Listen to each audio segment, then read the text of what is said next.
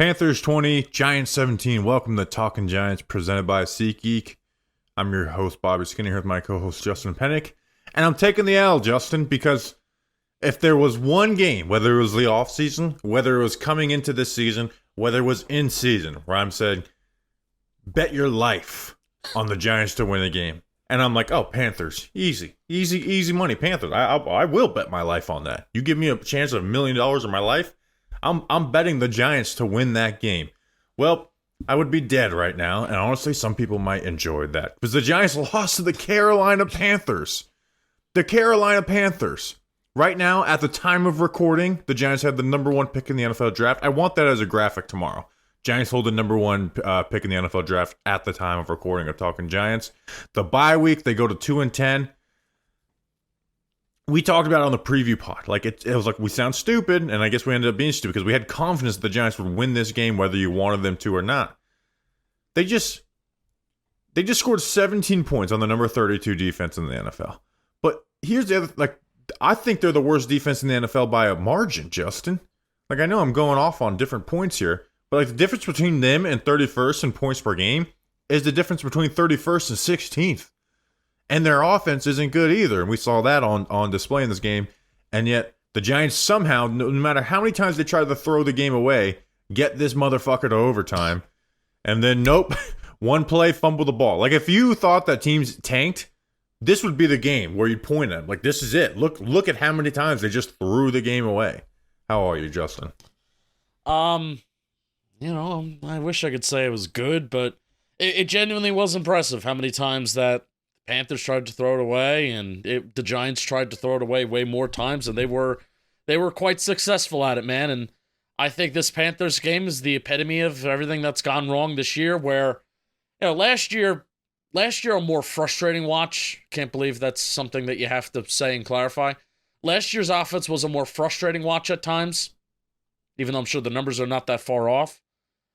But yet again, another opponent this year, where you go into a game, regardless of how bad our own team is, right, Bobby? And I'm talking about the Giants. Regardless of how bad our team is, we've gone into how many games so far this year, Bobby, saying the Cowboys' defense is a defense that can be had and can be taken advantage of.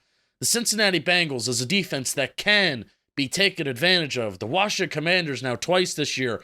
The Eagles is a defense that can be taken advantage of. And then, of course, I mean, to cap it off and to put icing on the cake, let's play the Carolina Panthers that, oh my God, we know that they can be taken advantage of. And again, it's just icing on the cake that this Giants offense just can't. And whether you want to blame quarterback, whether you want to blame front office, GM, head coaching, I don't think any of it right now is absolved from blame. None of it is. None of it is. Quarterback is the biggest blame. Oh, yeah, 100%. Especially in this game. Then you can point to what, Joe, them re-signing him, but we'll talk about all that. Yeah. I mean, this was, I hate to do the, like, was this his worst game of the year type thing, but oh my God, like, it was flat out bad. And also, I think the two interceptions were the least of it. The big play that we all remember is taking the sack on 3rd and 1 in the midfield on a flea flicker. Even though I kind of hate doing a flea flicker on 3rd and 1, like, it worked. It worked. And you have two guys wide ass open. You don't pull the trigger on either. Take a sack, and now you're punting instead of at least moving the chains at the least. Had wide open, Malik Neighbors, Theo Johnson, Wan'Dale Robinson on some key downs and just flat out missed those guys and then put themselves in 3rd and long. Or, the first drive of the game where, they end up punting because he misses Malik Neighbors. You didn't have any success pushing the ball down the field outside of a Jalen Hyatt defensive pass interference to start the game. Theo Johnson catching the red zone before the second interception. That ball should have been intercepted, but Josie Jewell isn't able to hold it, and it gets tipped into Theo Johnson's hands. And then you have the interceptions at the two red zone interceptions again, which I actually think might have not even been like top 8 for his worst plays in this game.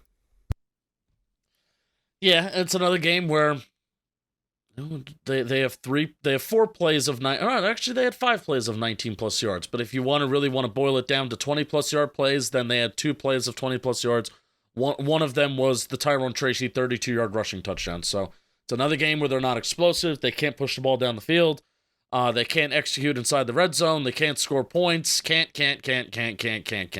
Just it's frustrating. It's Groundhog Day. It's Groundhog Day against a defense that this is the defense that you need to score 24, 27 points and just win a game 27-17. I mean, that's... Oh, if they scored 24 points in this game and won it 24-23, I would probably been like, this is a bad offensive game because of, again, how weak the Panthers are. You know, we're going to talk about like Evan Neal and shit. Like the run game worked really well, and it was just quarterback error time after time. Like it was just time after time in this game where it's quarterback error. There's been bad games by Daniel Jones this year where it boils down into, 4 or 5 plays, like the Steelers game.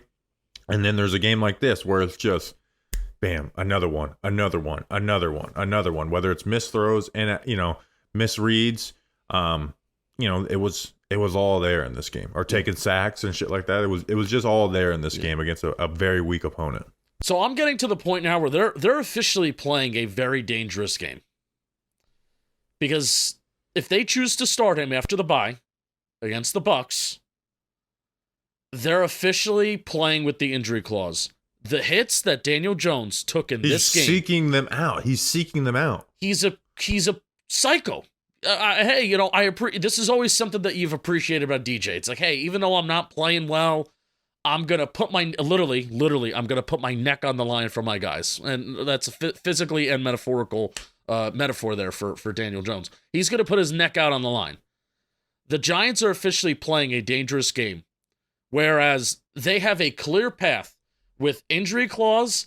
I mean, they had this path, I think, at the end of the first half. Like, I honestly thought, and even Dan Duggan tweeted out, and Dan Duggan, I think, is a pretty mellow kind of guy. He's not a reactionary type of dude.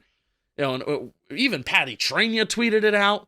Like, all the beat reporters, all at once, it was like a big blitz of, I think we just saw the last pass from Daniel Jones. Out of people that typically don't tweet that out every single week, or not fans and reactionary, right? So Dan Duggan's like, end of the first half, I think that's it. I think we've seen that from Daniel Jones. No, he came back out in the second half. All right, so forget the whole, I do think that he shouldn't even come out in the second half. Forget that. He did, whatever, I don't really care. They are now officially playing a very dangerous game with the injury clause, which I think is the main thing to talk about here. But then also, performance-wise, I think you tweeted this out. There's part of me that thinks that they're kind of they're putting him out there to dry as like this sacrificial lamb, being like, see, it's not us, it's him. He's the reason why we're bad.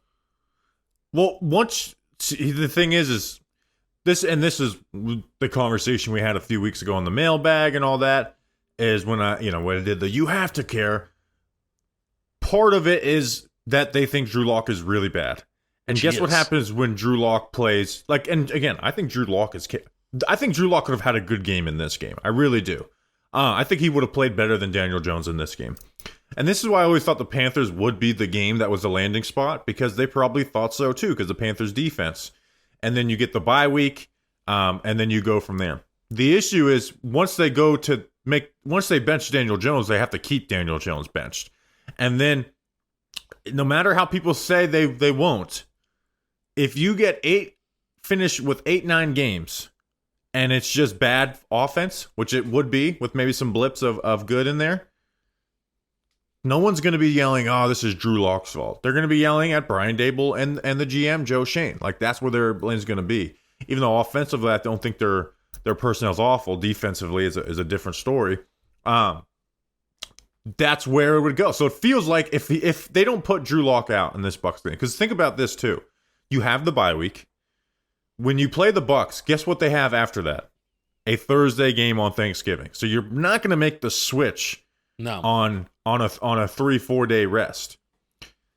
It just feels like they don't want to go to Drew Lock, because they know if Drew Lock is consistently bad, they're going to put him out there. But the injury guarantee should just remove all the risk, because here's what's the issue. The owner has conceded that keeping Daniel Jones is a failure and probably admitted his part in that too. And he doesn't want to fire these two. But if it continues to be this bad with a different face out there, it puts more of the blame on Brian Daboll and Joe Schoen. And people and the majority of the fan base will be calling for his head, and all the reporters will be calling for their heads at the end of the season. And you're going to have to decide to keep them despite all of that, which I think we might be headed for that place anytime. But with that, the injury guarantee should make this easy, right? So even when I was arguing a few weeks ago, I was like, I still would bench him right now because of the injury guarantee. Like, what is the upside? You're 2-8. You're the 32nd ranked offense in the NFL. You're coming off a game like this. What is the upside to keeping Daniel Jones in the game outside of them trying to keep their jobs because they think Daniel Jones is the better quarterback than Drew Lock? But it's not just a matter of, all right, well, is Drew Lock better? Is DeVito better than Jones? It's now, with this dude, the hits that he took, you're playing a dangerous game now. He's taken more hits this year than he has any other year. Yeah.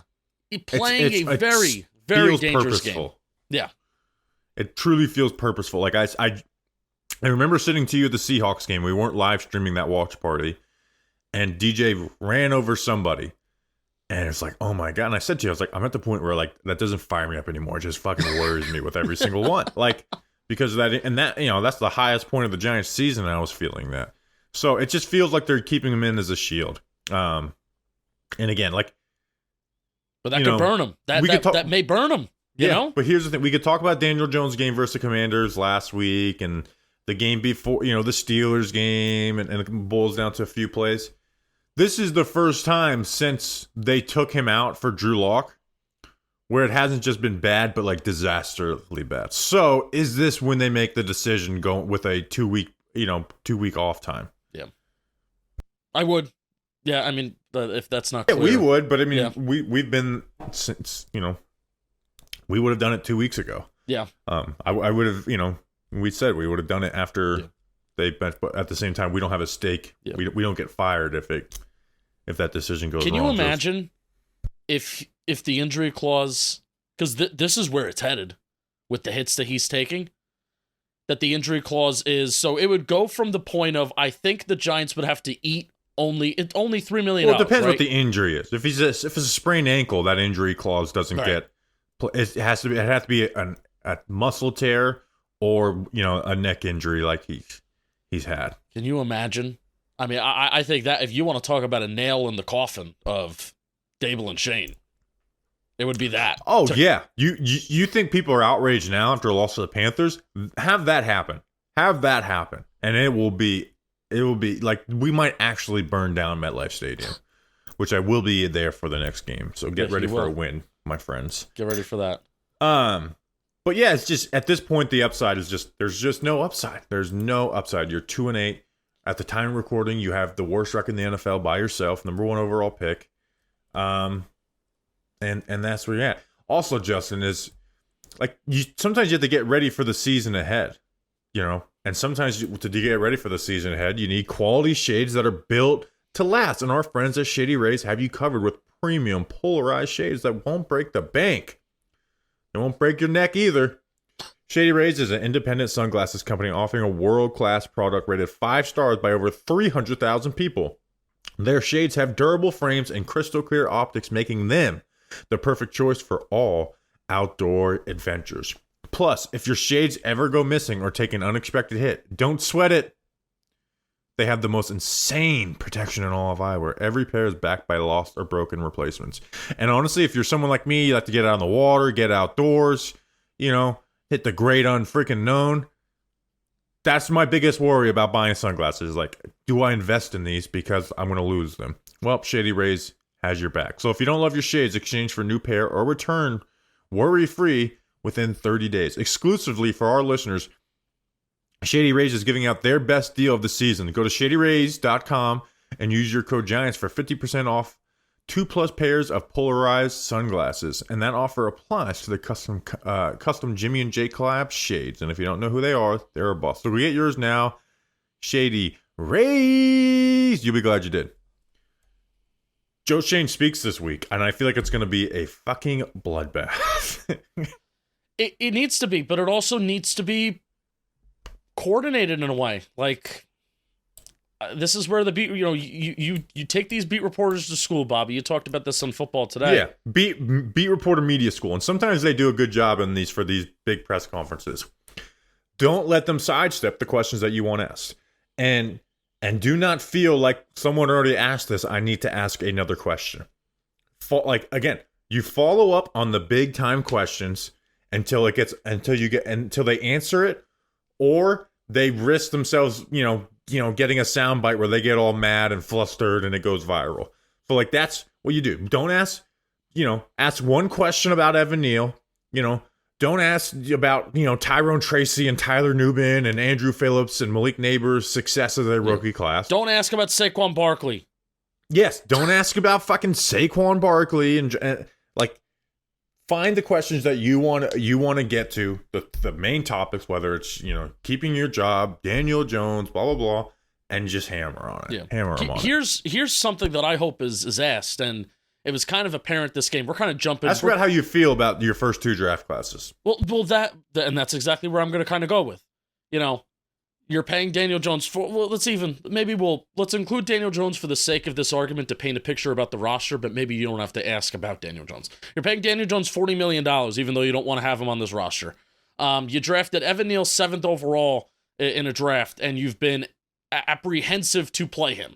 You've been looking for excuses to not play him. We will talk and break down about his performance against the Panthers. I don't think his performance against the Panthers is a ringing endorsement on him as a player. We'll talk about it. Deonte Banks, there have been series where they've benched him at certain points this year, where they've benched him for whether it be a quarter or a half. There was even some stages during this game against the Panthers where Deonte Banks wasn't on the field. So that's a first round draft pick of a draft class where it feels like you're playing him because you have to, not because you want to. Jalen Hyatt, he has not seen the field. Josh Azudu as well. I'm probably forgetting a couple players, high leverage players that the Giants are looking for reasons to not play. But that's when you paint it that way, these are first round draft picks, top 100 picks, all that the Giants are looking for reasons to not play and not have on the field. It's not good. How do you feel about that? Beat reporter media school, and don't be afraid to take this because you don't want to sound like you're taking it from a fan podcast. Joe, you talk about process and that this is going to take some time. Do you think your first 2 years as GM have contributed positively towards getting to that end goal? Bang. Bang. And then see what he what are the positives that you take away from your two off season building towards the success of this team? Do that. Do frickin' that, because it's just a mess right now. It's a mess. You just lost to the Panthers, right? I'm sure that they thought that they were going to get to this bye week, to have to do all the bye week stuff coming off of a win. And I don't care if it's against the Panthers, that would have taken some heat off them. Even though it shouldn't, it would have taken some heat off them. But all they got added is the ultimate L in this game. All right, let's talk about other things, Justin, before we talk about the defense. I know he fumbled the game away. Actually, you want to do Tracy or Evan Neal first? I think people want to hear about Evan Neal. Yeah, I feel bad for Tyrone Tracy, but let's talk about it, because I do want to talk about him as a whole, because I'm Tyrone Tracy is a joy to watch. Yes, he is. He was better than what I thought he was going to be. In the run game, whenever he had double teams or anything, he did a good job. Actually moved guys, not just didn't lose his block, but contributed to rushing success. Think of that first Tracy 10+ yard run cutback that he had. Evan Neal was a big part of that, sealing it down. The touchdown run Tyrone Tracy had, I think Manhurts and Theo did a better job on that, but Evan Neal got to his linebacker and didn't just sit in space, and that made an impact on the game. But whenever he was in a single block, it wasn't great, but it wasn't awful. In pass protection, Justin, you tweeted this, and I did the same thing and went and watched all Evan Neal snaps. They just did not give him a lot of one-on-one pass protection. And to me, it reminded me of the 2022 Ravens game, which I think was his best game as an NFL pro, where he was facing against Jason Pierre-Paul, who was washed at that time, and Odefe Owe, who was not very good at that time. Young, and I'm like, this looks pretty, like, this is good results, right? You're winning some of your one-on-ones, but you still see the balance issues. You don't see a lot of confidence in there. But I think he should at least start the next game, which you said as well. But I don't. The Panthers literally have the worst pass rush in the NFL. And I just, like you mentioned, the balance issues are still there. And I think everything that is an issue with Evan Neal stems from the bad balance. Yeah. I think the run game was good. It was good. It was good. And it's been bad in his past. So, like, there's that.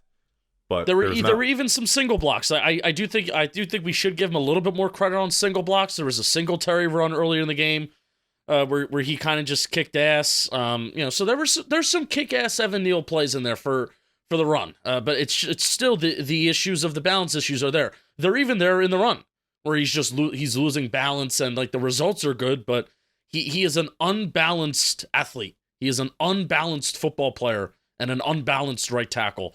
And I mean, man, that especially it especially did just show up in pass pro. Whether he was getting help, whether they were play action rollouts, and they were kind of intentionally, kind of moving the pocket one way. He's a clumsy dude. And there was some it's not consistent with Evan Neal in pass pro. It's just not. It is just not consistent at all. So yeah, I think from this game, he deserves another shot after the bye week. Well, he was better than Chris Hubbard as a pass blocker. Yeah. And he looked close enough to him as a run blocker. Hubbard's the better run blocker, but he looked close enough into this game where it's not negative. Now, I think in the next game against the Bucs, that can change. Could be a different story. It could be a very different. Like I could see myself wanting Chris, which again sounds crazy because Chris Hubbard is not good, but he's actually a good run blocker, even though he's awful in pass protection. But this was better than. What we've seen Evan Neal get a lot of help in them trying to scheme around him and him still make mistakes. That didn't really happen in this game. So good for him. Good for him. We'll see how it goes against Tampa at home in 2 weeks and revisit this. So no victory lap. But I'm going to do a full film breakdown of this game for him because I think that's really the most important thing that happened today. In reality, was Evan Neal playing. Yeah, that's why the second the game was over. NFL Plus has been doing a good job of uploading all 22. So I went to all 22. I watched Evan Neal every single play, and that's the first thing that I did. Before I even checked the game book, that's the first thing that I did because I wanted to get some thoughts out there. So deserves another shot. But you just have to keep in the back of your mind that like Jadeveon Clowney is a good run defender, but he's a bad pass rusher. They do not have good players there in Carolina. So that's something you have to keep in mind. Hopefully. Maybe build off it against Tampa Bay. Go ahead, go ahead and maybe prove us wrong. I'd love that. Yeah, Tampa doesn't have guys who just beat everybody. Yaya Diaby's had a good year too, but like they don't have guys that just beat everybody on the edge. But they do have good run defenders. He may be hurt. So yeah, build off of it, and then maybe you look like someone that you can bring as a swing guard or swing tackle in year 4. But yeah, no. Was really that was what I went to this game watching. I was like, oh, that's a little surprising. Tyrone Tracy, this is who gets the star of the game. I don't care that he fumbled the ball game away. If the Giants were competing for wins and playoffs, then everyone would hate him right now. But they weren't. So just like learn from this, Tracy. We know Tracy's a good dude. 18 carries, 103 yards, a touchdown, 5.7 yards per carry, an explosive play, touchdown, a 32-yarder. Justin, third 100-yard game in 6 starts. Since he, took over the starting jobs in the last 6 games, he has 516 rushing yards. That's 86 yards per game. That would be 4th in the NFL for yards per game. So his 5.4 yards per carry in that time would be 5th for running backs. Now, the O-line is doing a good job, right? The O-line is doing a good job of getting push on the front side, allowing him to press vertically, and then sealing off or just sustaining their blocks on the backside and allowing him to cut back. But part of that is just his speed and his ability, his agility, and his ability to cut and go. He has been a joy to watch. As bad as the Giants' offense has been, I've been able to go watch run game film and enjoy it, which is something I couldn't do at all last year, which got really hard towards the second half of 2022, and then was just bad the year before that. Like, we always overrate rookies in their rookie year, right? So, like Tyler Nubin and Andrew Phillips, there's a chance this is the highest people could ever be on them. I don't think so, but there's a chance. even Theo Johnson. Neighbors we know is really good. Tracy, I feel comfortable just being like he's a good back, and I don't feel any worry about that coming back to bite you. Yeah, and are they getting back to, even running some inside zone stuff and, not just doing duo like they were relying on duo early in the year to have a successful running game. Yeah, they've gotten good at inside zone, and Tracy's been a part of that. The blocking has been a part of that, but Tracy's been a big part of that too. Yeah, so I think Tracy's just good. I think the contact balance is good. I think he makes guys miss. Missed tackles forced is good. He's fast. He shows the agility.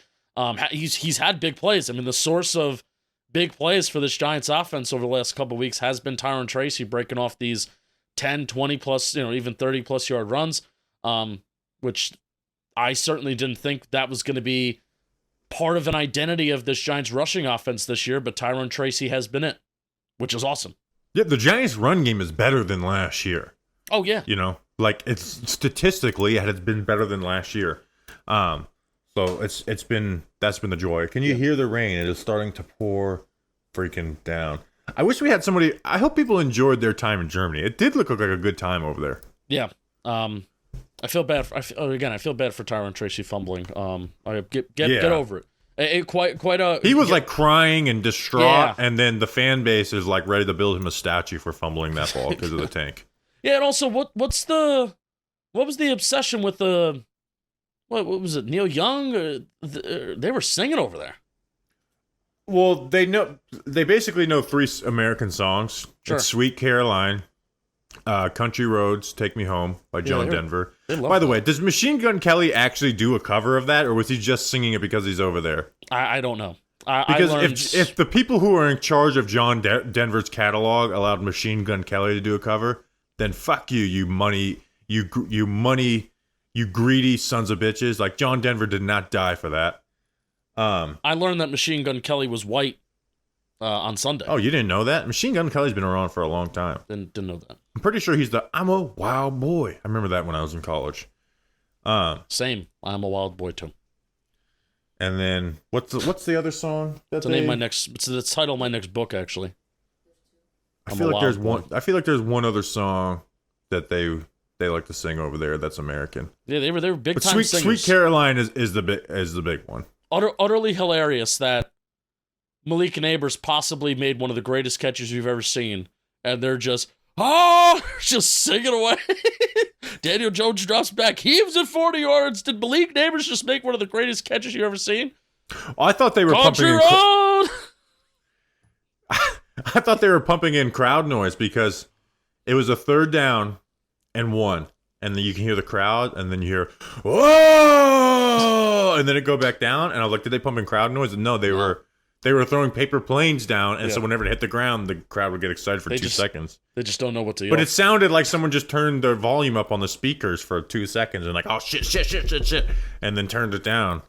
And no, but so our boss John Boy always points out that sometimes the fans in Toronto for the Blue Jays, like, they just don't know how or what to cheer for in the game, so they'll get really loud in moments. Like, they'll get really loud for, like, a foul ball. When it's like, oh! When you're not really supposed to. You're supposed to get loud for something that's exciting in baseball. So I always find that to be funny with international crowds that don't know exactly what to get loud for. It's very funny. Yeah. Why don't you talk to us about something? I will. Very entertaining, the Germany crowd. Thank you for keeping us entertained. Yeah, look like I had a good time. Go follow Big Blue Germany.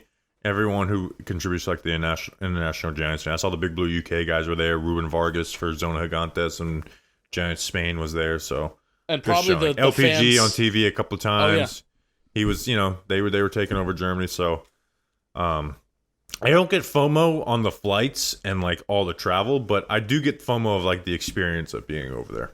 And probably the fans that I respected the most is the fans that just looked fucking miserable. Like, there was one where like everyone's happy, and then there's a Giants fan in a Giants legacy uniform who's just miserable. That's how you know you're seeing a real Giants fan right there. Not the ones that are happy and excited. The ones that are miserable watching that game. Like, yeah, that's a real Giants fan. This episode is brought to you by Captain Morgan, the official spiced rum of the NFL. I know our Giants fans overseas in Germany, we're having some Captain Morgan over with everybody watching the game in Germany. I know that's what you were doing because this NFL season is where legends are born on and off the field. Some are last second plays that turn the tide, like a Tracy Fumble that turned the tide and helped the Giants get a number 1 draft pick, change a team's destiny to get Cam Ward, and others are friends who follow the captain from within to make them to make a regular get together into the stuff of legends. So grab your crew, grab your overseas crew, grab your Giants Germany crew, grab a captain and a cola. Make it a story to remember because legends start when you follow the captain. Visit followthecaptain.com for more. Please drink responsibly. Captain Morgan Original Spice Rum, 35% alcohol by volume. Captain Morgan Rum Company in New York, New York. Bobby Skinner, you will be glad you did. You'll be glad you did. Is there any other offensive notes? Jalen Hyatt got, 4 catches. The dig. I think Jalen Hyatt is what he is. The one thing I thought they could actually use him for this year, outside of just throwing the ball deep, is stop routes, which they did. Those were 3 of his catches were just stop routes because they're covering him deep, and he just stops. The dig route was, he got open on it, as you could see where you could still, even in that, I hate to be an asshole, but see some of the issues where it's like, this is not Chris at all. It's just the corner not playing well.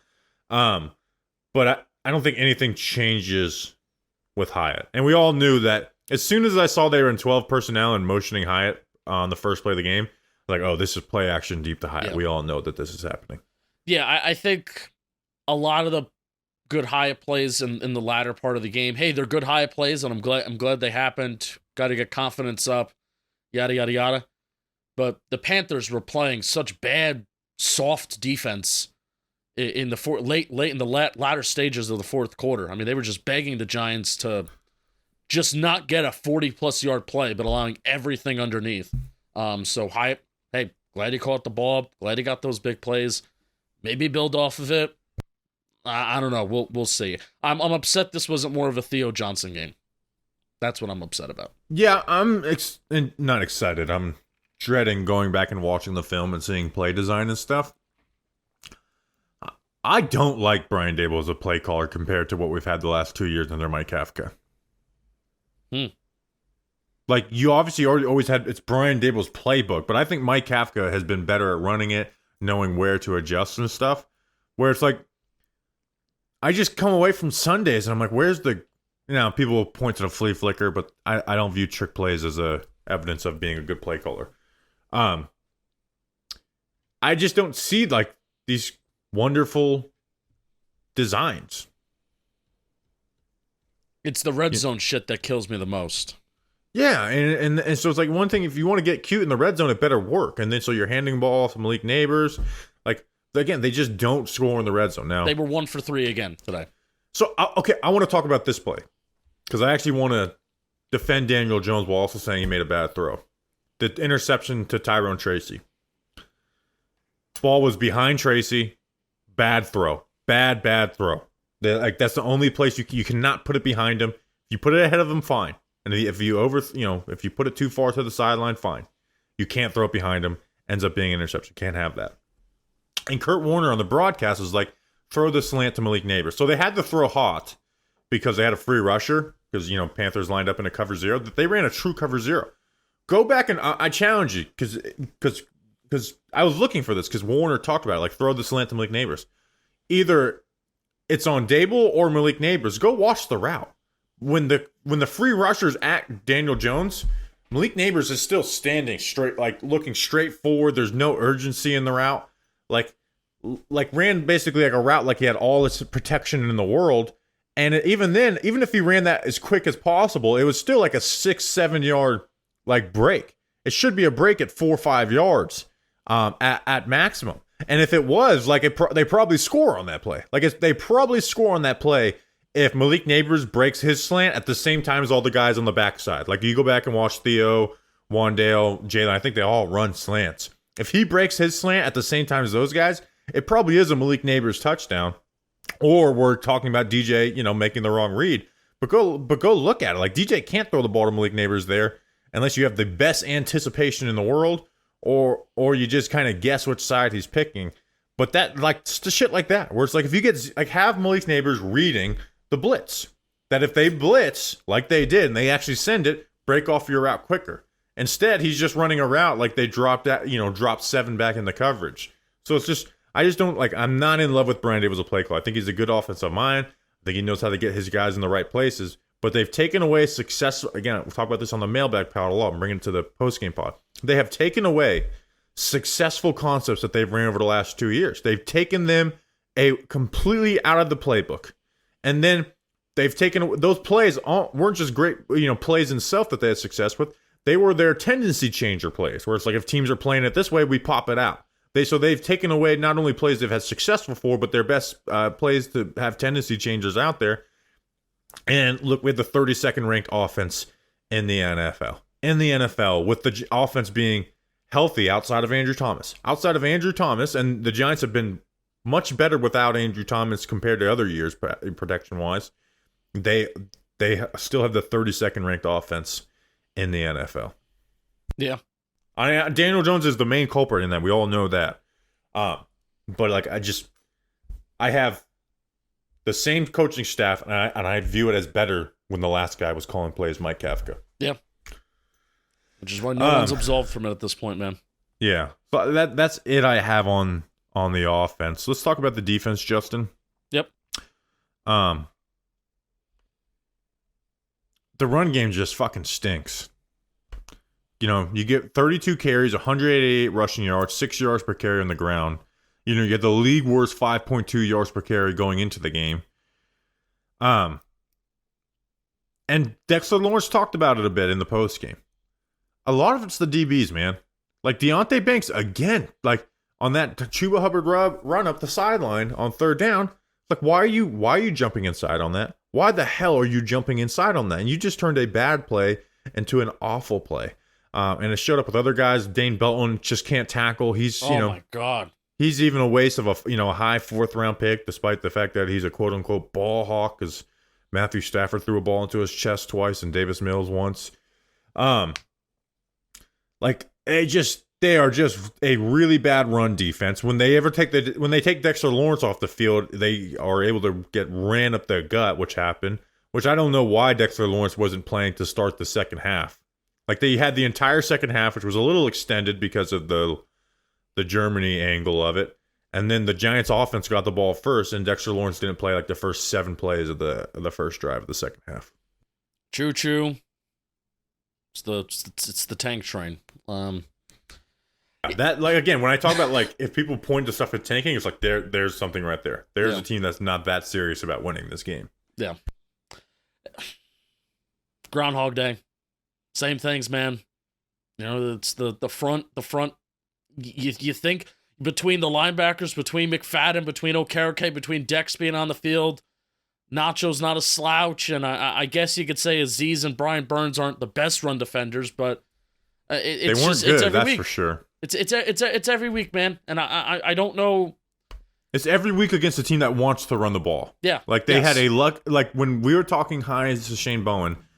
It was after the Bengals game, the Cowboys game, the Browns game, and the Seahawks game, where I'm like, this defense is playing really well right now. But what my biggest worry for this team is that they're a bad rushing defense that has just played 4 teams that are bad at running the ball and have no desire to do it. And that's exactly what we've seen since then. They've had they've been just ran down their throat. And 4 games in a row. The Eagles ran it down their throat. The Steelers ran it down their throat. The Commanders did. And then now the Carolina Panthers freaking did it to you. Like Chuba, I know Chuba Hubbard got his contract extension. He had a career high today. So a guy who just got a contract extension as an NFL running back, was deemed worthy enough to get a contract, was like, okay, but now you're gonna have your best game. Now you're gonna have your best game in this one. Yeah. So it's a pitiful run defense. It's not pitiful or pitiful. DraftKings. A chill is in the air and leaves are falling to the fucking ground, and football every weekend, and that's what fall is all about. You can make each weekend even more exciting by getting to the action with our partners at DraftKings, the #1 place to bet on touchdowns. Justin, who wins the NASCAR championship? People know what time this is over. I predicted Tyler Reddick in February, and I'm going with Tyler Reddick now. The Wood Brothers legacy grows. Ryan Blaney wins his second.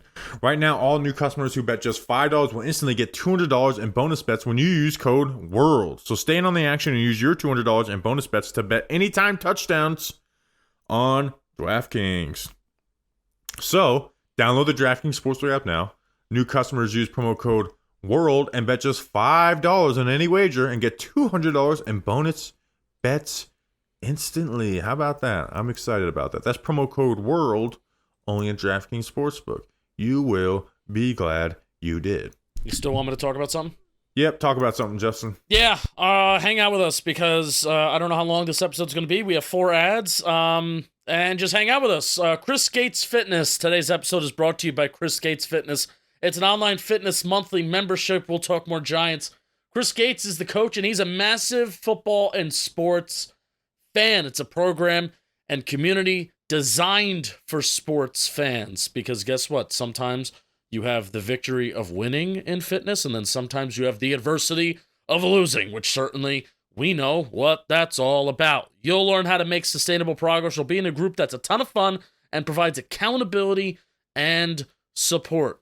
Members get a new workout program every month so you can build muscle, burn fat, and feel healthier and more athletic. You'll get tons of support, live Q&As with Chris in the community, and those learning modules that teach you about diet and exercise. Hundreds of videos, tutorials. I have some friends that are starting to look a little bit better, losing some weight. My buddy Noodles, my buddy Bokra, yeah, those are real people. They're starting to lose some weight. I may want to join them. Chris Gates Fitness is going to help me out. So listeners, you can use the promo code GIANTS to get 80% off your first month of training camp or $10. After the discounted first month, the price will go to $50 for each subsequent month. There's no long-term commitment. You can sign up / cancel at any time. Head to the link in the description to learn more. Bobby Skinner, you will be glad you did. You'll be glad you did. But yeah, the run game is just pathetic. And then Banks, man, have a week where we feel better about you. And it just has not happened since the Eagles game. You know, like we have not come from a game being like, I feel better about Deonte Banks in that game. You know, you have the Steelers game where he gets flat out benched. You have the Commanders game where he gives up the touchdown at the end of the half to Terry McLaurin. And then this game where you get taken out for a point, you lead to a big run. You know, they didn't have very much passing success on the outside. When they did, it was against you. Like, that's where there's an issue. I also think, I wonder if the Panthers will open this up. Now, the Giants played a lot of zone. They actually showed some of the stats that, like, the Bryce Young's awful versus zone. And he has been. So the Giants went to more zone. Like, and Bryce Young has shown some success for us, man, especially last week against the Saints. So, but what they did is they were able to protect long enough because they have a good offensive line. And then they just kind of picked on Micah McFadden or Dane Belton or whoever they saw over the middle of the field and were able to get those plays. But they really never threw the ball very much. I mean, what did Bryce Young have, 25 attempts? I think he had 126 passing yards. Yeah, only 120. Like, the Giants' defense, their run defense sucks. We'll talk about that. But at the end of the day, they held their opponent to 20 points, 17 in regulation. 3 of those points were due to a fumble right there, and they were put in bad situation over and over. Now, the run game stinks. I won't give any excuses for that. But the defense as a whole did hold them to 17 points in regulation. Yeah. It's a bad offense. So it's like, it's not a victory lap, but like if the Giants score 31, which they should have been capable of doing, I don't think we're talking negatively about the defense, even though we're talking negatively about the run defense regardless. Yeah, the first quarter wasn't fun because that's where you had the Panthers had their 4 plays of 20-plus yards, and I think they showed the stat of, or somebody tweeted out the stat of weeks 1 through 9, the Panthers had 4 plays of 20-plus yards in the first quarter total through weeks 1 through 9, and they had 4 in the first quarter against the Giants. But the Panthers just chose not to keep their foot on the gas. I mean, that's basically what it comes down to. They also tried to lose this game.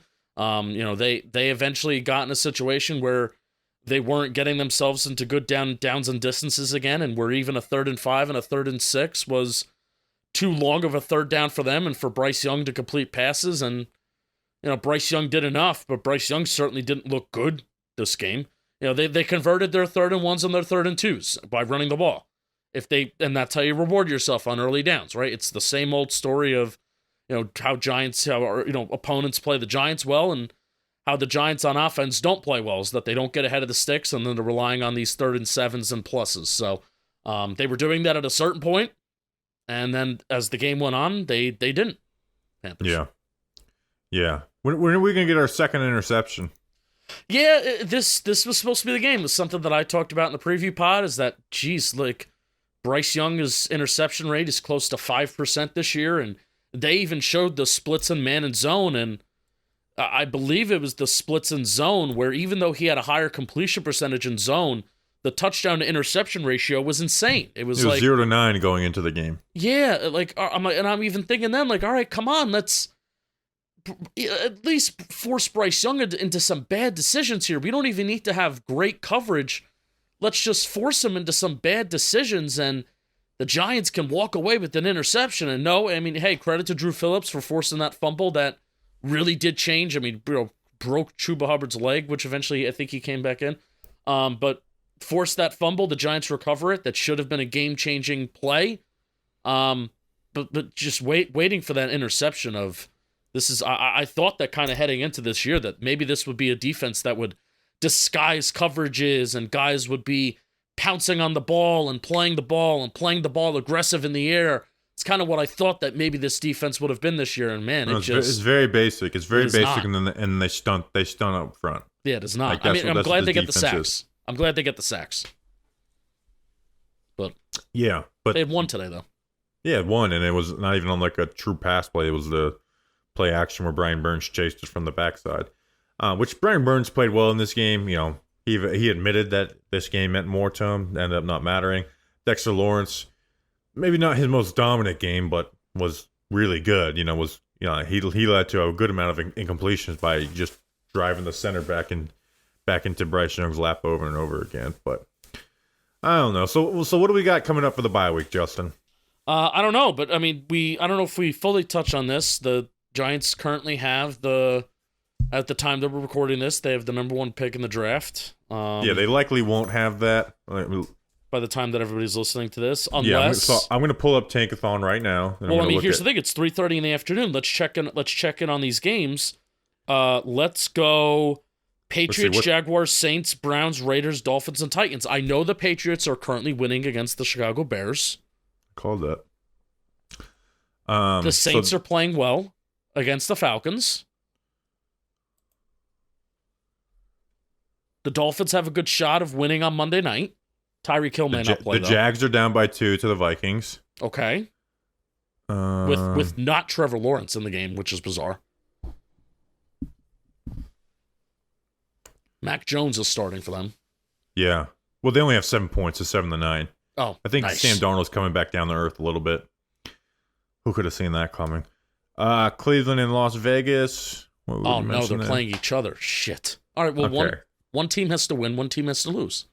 Yeah, so I feel like that helps in the long run that they play each other, even though we may not have the first pick after this week. Because we still have Patriots winning would be huge. It really would be. I'm confident that Jacksonville can win some games down the stretch. The Saints are definitely going to win games down the stretch now that they fired their coach. I think the challengers are the Titans. And the Raiders. The Browns, the Raiders, and the Panthers still. I know the Panthers have 3 wins now, but I think those are the actual challengers for the last pick. Okay. Hell yeah. Or first pick. You know what I'm tired of? Because like anytime you talk about like something good happening or bad happening in this game, you're like, oh, who cares? We don't want to win. Or like, yeah. I'm so tired of the Giants putting us in this situation. Like, I'm so tired of it. Where it's like, I'm so tired of talking about draft position with this fucking team. Like, I really am. It sucks that seems to be our Super Bowl every year. Early November. Yeah, it's. I mean, what other team has to do this consistently? So, all right, for our next segment, would you fire Joe Schoen? No, we'll save that. Yeah, what are we going to do a mailbag later in the week? Because we only have 2 episodes the next 2 weeks. So what we're going to do is, film review and O-line report will come out as scheduled. Thursday, we will have our mailbag pod. And then Monday, we'll have some type of interview or something. I think we might just repeat what we did last year. Justin, we'll talk about that offline. And then we'll be back on Friday for a preview pod. And I'll be up in New Jersey for the Bucs game. You will be up in New Jersey for the Bucs game. So I'll see you then. All right, that's an episode. We'll see you guys on Thursday for the mailbag. Until then, O-line report. You got to watch it this week. Evan Neal film breakdown. Until then, let's go Big Blue.